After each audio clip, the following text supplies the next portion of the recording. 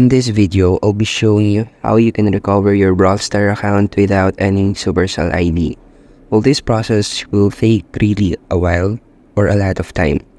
So the first step that I want you to do is to check your email application or your Gmail application and browse on the emails if you have received any Supercell email. And if that doesn't work, let's head in the Brawl Stars. So click this hamburger icon here and then head to settings. Here you have to access the help and support since we need a real-time agent for this problem. So click the accounts here and then click the recover your account and select I've lost access to my account. Here you have to scroll a little until you see the open support ticket. So when we are opening a support ticket, we are connecting in real time to an agent.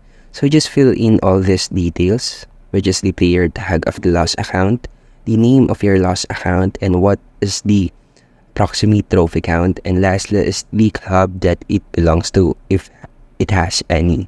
So just submit it and then wait for the support team to provide a solution for your problem.